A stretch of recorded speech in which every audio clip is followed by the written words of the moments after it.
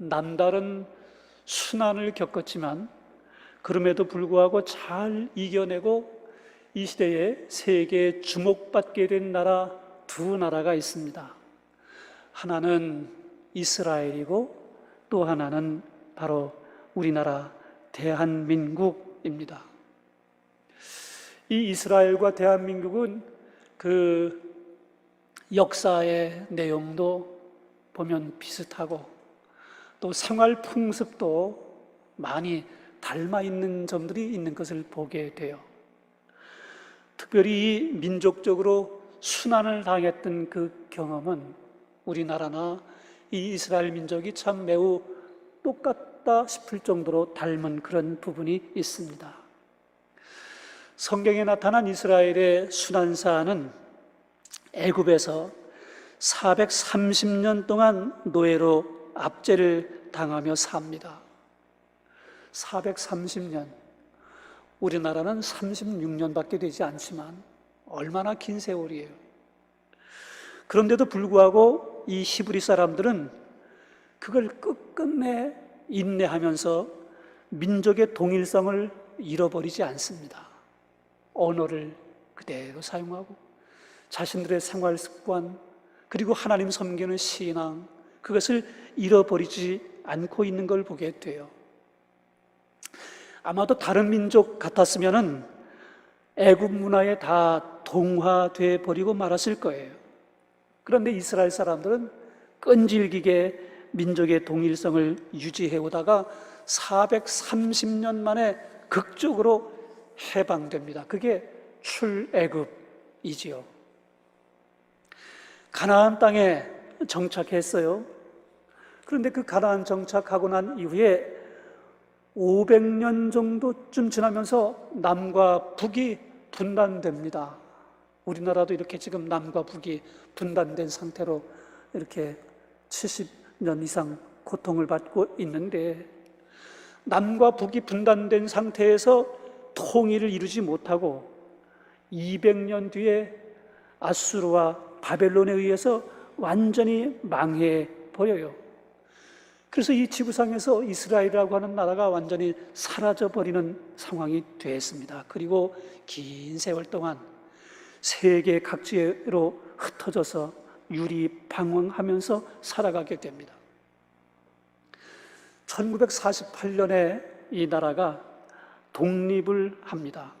우리나라는 1945년에 해방이 되고 1948년에 정부 수립을 하게 됐는데 같은 해에 이 이스라엘도 국가가 다시 시작이 돼요. 그런데 히틀러에 의해서 600만 명이 무참하게 학살을 당하는 비극을 겪습니다. 그냥 히브리인들, 이스라엘 사람들이라는 이유로 무조건 잡혀가서 가스실에서 또 여러 생체 실험 대상으로 그렇게 무참하게 죽어져 갔는데 그 숫자가 통계에 잡힌 숫자만 600만 명인 거예요. 정말로 이렇게 한많은 민족, 참 순환도 이런 순환을 겪은 나라가 없을 정도의 그런 순환을 겪었습니다. 이스라엘에 비하면 우리나라가 36년밖에 되지는 않지만 그렇지만 그 36년 역사도 겪으신 분들의 이야기를 우리가 글로 읽고 또 전해져 내려오는 이 증언들을 들어보면 얼마나 이 일본 사람들이 우리나라에 악랄하게 했는가, 정말 암흑의 역사고 수탈의 역사였구나 하는 것을 알게 됩니다. 호남의 평야가 아주 좋잖아요. 우리나라에서는 지평선을 볼 수 있는 데가 별로 없습니다. 저는 지평선이라는 말을 어디에 그런 게 있을까 했는데 만경평야, 김제 쪽에 가니까 거기 지평선이 거기 있더라고요. 정말 그렇게 넓고 정말로 옥토 중에 옥토인데 그 땅에서 생산됐던 모든 쌀들을 다 실어가는 그 항구가 군산항이었습니다. 얼마나 그 많은 쌀을 수탈해 갔는지 이 호남에서 생산된 그 많은 쌀들이 다 그렇게 뺏겼던 거지요. 참 힘들고 어려운 우리의 어르신들의 삶이 그렇게 힘들고 어려운 삶이었는데 해방받고 난 이후에 얼마 지나지 않아서 바로 6.25 전쟁으로 인해서 나라 전체가 전란으로 인해서 또 완전히 초토화되는 힘들고 어려운 시간을 겪었습니다. 그런데도 하나님께서 이 나라 축복해 주셔서 올해 들어서 세계 13위가 됐지만은 세계 12 경제 대국이 될 수 있는 놀라운 나라의 국가 융성을 이 땅 위에 허락해 주신 것을 볼 수가 있어요. 이스라엘은 미국보다도 오히려 정보력에서 뛰어나고 무기 개발에 있어서도 오히려 그 미국이 가지고 있는 무기들보다 이스라엘 사람들이 가지고 있는 그 무기나 정보가 훨씬 더 뛰어나다라고 할 정도로 지금 강대국이 되어 있는 것을 볼 수가 있습니다. 오늘 본문은 다윗의 시편입니다. 여러분 기억하시는 이 다윗은 참 훌륭한 왕이기도 했고 또 큰 치명적인 죄, 실수가 있는 왕이기도 했어요. 천하통일하고 태평성세를 살던 중에 자신의 아들로부터 반란을 당하게 됩니다. 왕위를 뺏기고 평화를 뺏기고 온 나라가 소용돌이치게 되는 일이 있게 됐지요. 어떤 분들은 이 일이 다윗이 우리아를 취하게 된 그 성적인 범죄, 그리고 우리아를 죽음에 내몬 살인죄로 인한 징벌이다, 이렇게 해석하는 분들도 있어요. 아무런 준비 없이 다윗이 왕좌에서 쫓겨나서 백성들 보기에 창피한 정도가 되고 부끄러운 얼굴로 그리고 맨발로 피신하면서 하나님 앞에 부르짖는 중에 지은 그 시편이 오늘 함께 봉독한 시편 3편인 것입니다. 1절에 보면 여호와여 나의 대적이 어찌 그리 많은지요, 이렇게 고백합니다. 다윗을 추종하는 그 수많은 사람들이 다 사라졌습니다. 적의 세력이 훨씬 더 많아졌습니다. 다시 궁궐로 돌아갈 희망이 없습니다. 많은 사람들이 다윗이 이제는 권세를 뺏겠다 싶으니까 측근이었던 사람들조차도 대세를 따라서 반란자인 아들에게 붙어 있는 반란군에 가담하는 사람들이 생겼습니다. 하나님조차도 외면하는 것 같은 상황이 되고 말았습니다. 쿠데타를 진압할 수 있는 힘이 전혀 없고 완전히 이제는 부끄럽게 창피당하면서 비참한 죽음을 당할 수밖에 없는 상황이 되었다라고 보여지는 상황이 되었습니다. 그런데 오늘 본문 함께 봉독한 3절로 6절에 다윗은 이렇게 고백해요. 여호와여 주는 나의 방패시요 나의 영광이시요 나의 머리를 드시는 자신이이다. 내가 나의 목소리로 여호와께 부르짖으니 그의 성산에서 응답하시는도다. 내가 누워 자고 깨었으니 여호와께서 나를 붙드심이로다. 천만인이 나를 에워싸 진친다 하여도 나는 두려워하지 아니하리이다 라고 고백합니다. 다윗의 믿음이고 신앙 고백입니다. 이 신앙 고백을 통해서 다윗은 다시 왕위를 복귀하게 되고 나라를 다스릴 수 있는 그런 위치에 회복되게 되는 일이 일어나게 된 걸 볼 수가 있습니다. 이 이스라엘의 역사를 통해서 몇 가지 교훈이 있는데 첫 번째 교훈은 세상에서 가장 귀한 것은 자유다라는 교훈입니다. 함께 같이 따라해 보겠어요. 세상에서 가장 귀한 것은 자유이다. 자유를 누리고 사는 사람들은 그 자유가 얼마나 소중한 것인지 잘 몰라요. 그래서 남용하기도 하고 방종하기도 합니다. 자유를 뺏겨 본 사람, 순환을 경험한 사람들은 얼마나 자유가 중요한 것인가, 귀한 것인가 하는 것을 뼈저리게 느끼게 됩니다. 그래서 다른 사람들의 자유를 훼손하거나 자기가 가지고 있는 자유를 너무 남용하거나 방종해서 사람들을 괴롭게 하게 되면 자유를 제한하는 거예요. 그래서 교도소에 갔다가 좁은 공간에 갔다 수감하게 되는 거죠. 그렇게 활동할 수 있는 자유를 박탈하는 것이 벌 주는 방법이 되기 때문에 그렇게 하는 것입니다. 세르반테스라고 하는 사람이 이런 말을 했어요. 자유는 하나님이 인간에게 베풀어 주신 복 중에서 최대의 복이다. 인간이 누릴 수 있는 최대의 복이 자유라는 거예요. 미국의 3대 대통령이었던 제퍼슨은 하나님이 우리에게 생명을 주셨고 동시에 자유를 주셨다, 이런 말을 하기도 했습니다. 우리의 활동할 수 있는 이런 육신의 자유도 매우 중요하지만은 사람이 죄의 굴레를 들러 쓰게 되면 이 죄로 말미암아 자유가 속박당하게 돼요. 그래서 죄로부터 자유함을 얻게 되는 것도 인신의 자유를 얻는 것보다도 그 가치가 훨씬 더 중요한 자유가 됩니다.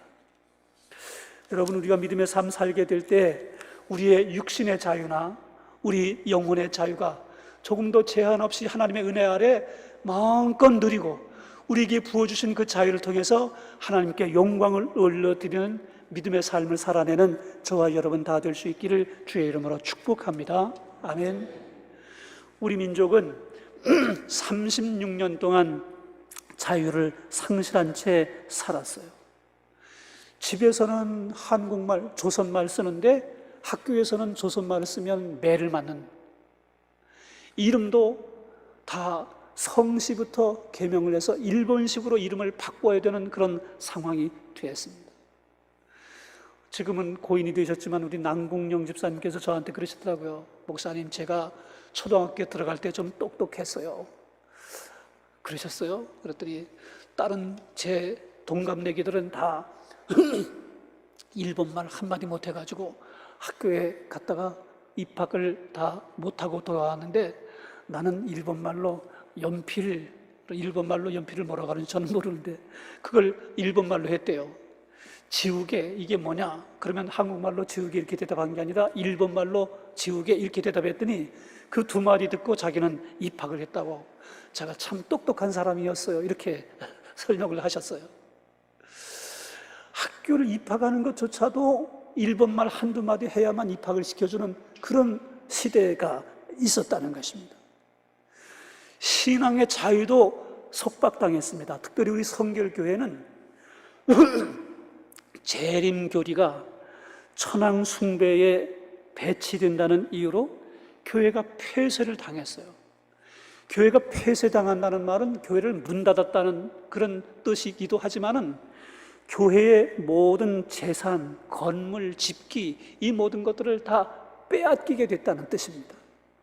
그래서 성결교회가 전국적으로 있었던 교회들이 다 모든 재산들이 다 국유화되어 버리는, 일본의 재산이 되어버린 그런 아픈 역사를 우리 성결교회가 가지고 있는 것입니다. 자유가 얼마나 소중한 것인가, 특별히 우리의 이 삶 가운데 저희가 마음껏 누리기 때문에 그 고마움을 잘 알지 못하는, 느끼지 못하는 그 자유가 얼마나 귀한 것인가.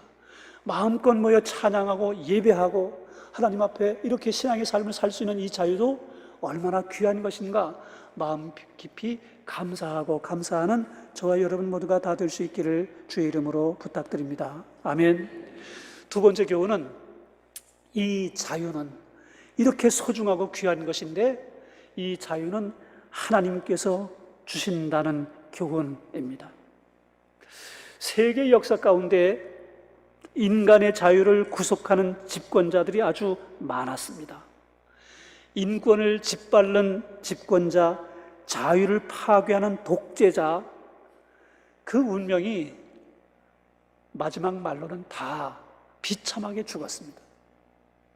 그래서 이 세상에서 독재하는 나라, 독재하는 그런 사람들 말로를 보면 그게 그렇게 오래가지 않는 걸 볼 수가 있어요.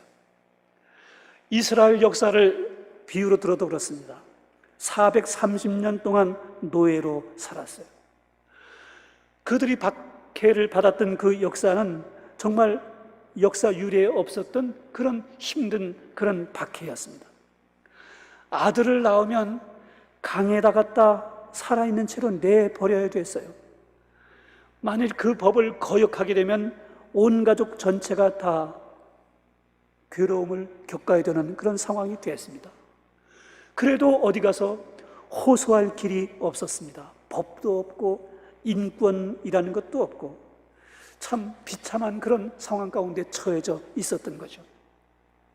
남자 아기들을 죽인다는 것은 그 아기가 죽는 것만도 비극이지만은 그 아기를 죽게 되면 여자 아기들만 살아남게 되는 거예요.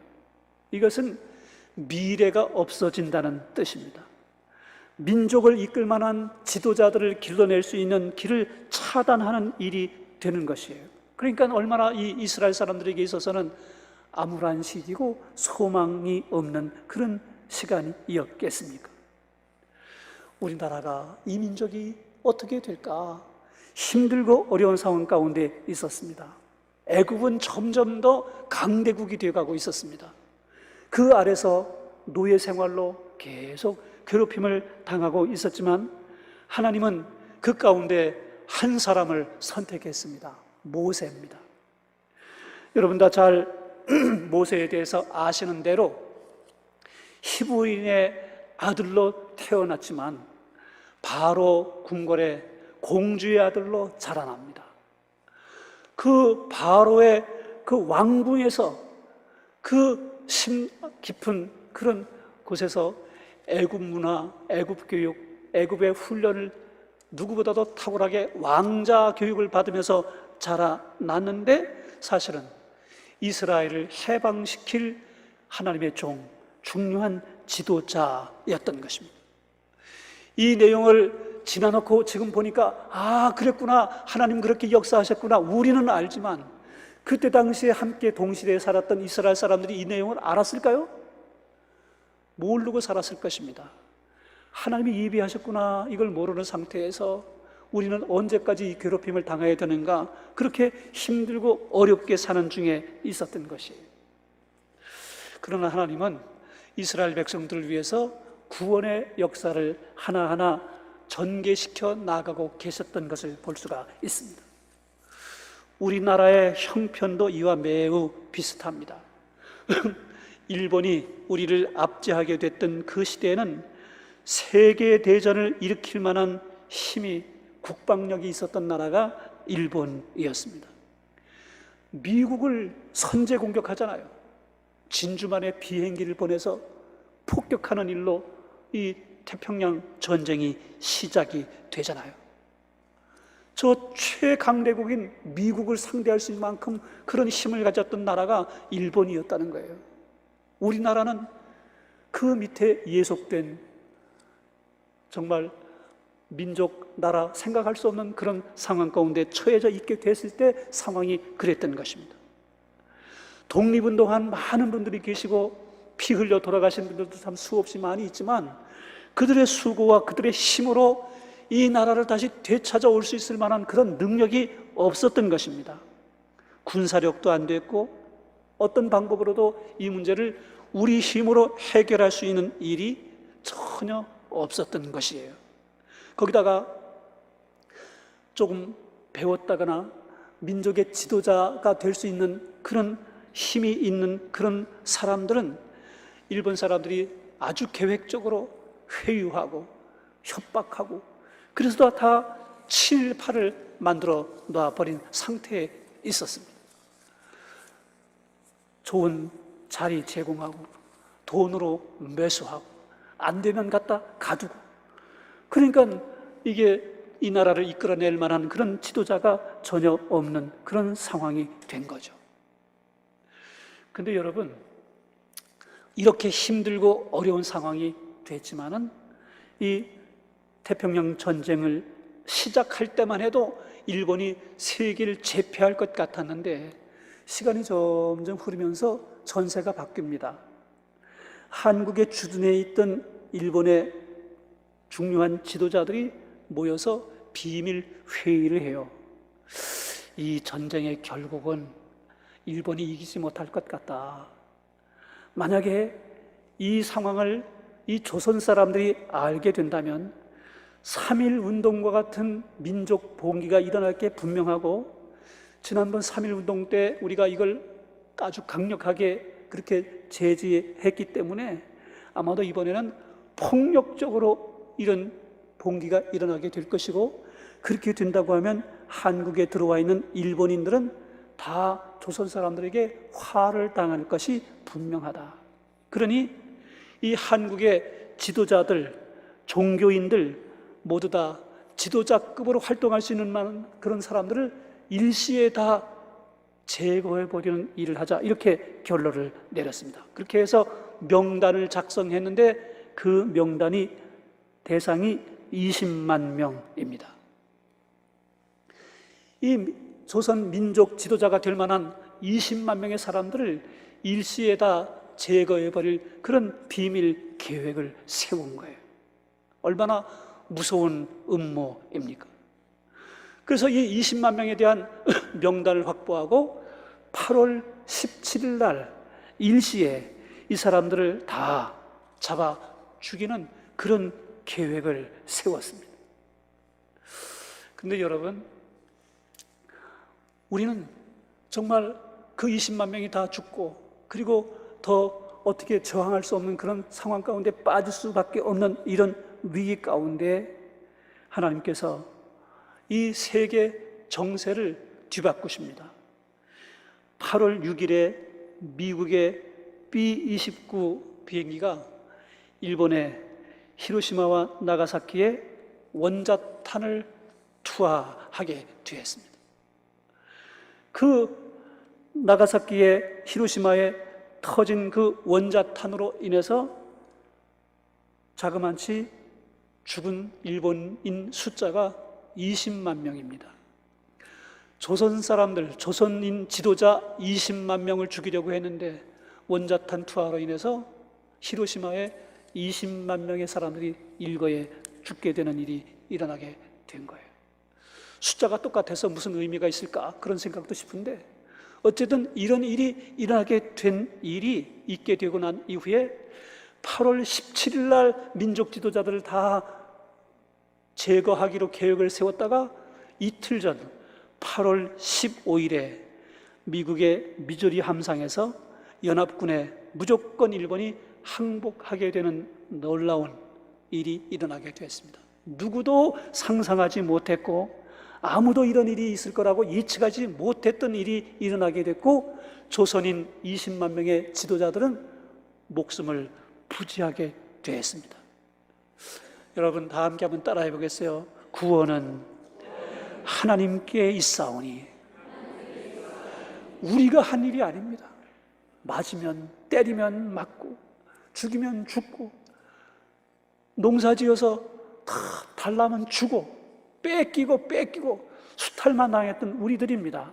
그런데도 불구하고 하나님께서 이스라엘 민족을, 다윗을 구원하셨던 것처럼 이 나라 이 민족을 긍휼히 여기시고 불쌍히 여기셔서 광복을 맞게 되는 놀라운 하나님의 역사를 이루어 주신 것을 볼 수 있습니다. 여러분, 이 나라 이 민족이 하나님 앞에 이렇게 강성한 나라가 된 그 배경에는 한국 교회가 있습니다. 우리가 하나님 앞에 신실함으로, 진실함으로 주의 말씀 따라 믿음으로 살고 하나님 앞에 성심을 다해서 이렇게 신앙의 삶을 사니까 이 나라 이 민족이 세계 위에 경제 10대 강국에 들어가게 되는 놀라운 발전이 일어나게 된 거지요.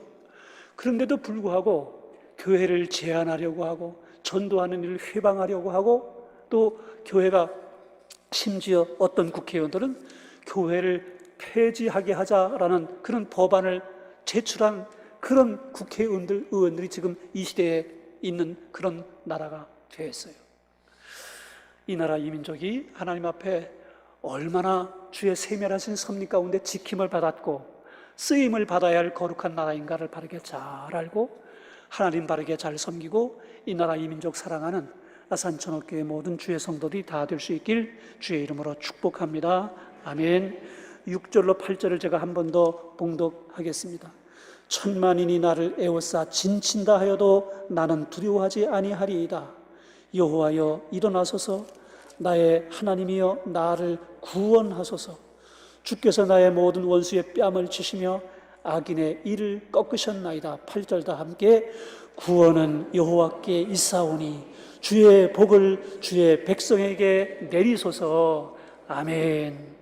거룩하신 아버지 하나님, 8.15 광복절 기념 예배하며 이스라엘과 대한민국이 얼마나 큰 민족적 순환을 겪었는가 함께 상고했습니다.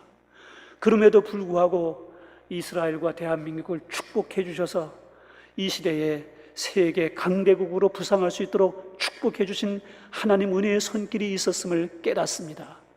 주여, 이 나라 이 민족이 온전히 하나님 섬기는 거룩한 나라가 되게 하여 주옵소서. 신구약 성경을 표준 삼고 믿음의 삶 사는 거룩한 나라, 거룩한 백성 되게 하여 주옵소서. 우리를 축복하시고 축복해 주시기를 간절히 바라고 우리 구주 예수님 이름으로 기도하옵나이다. 아멘.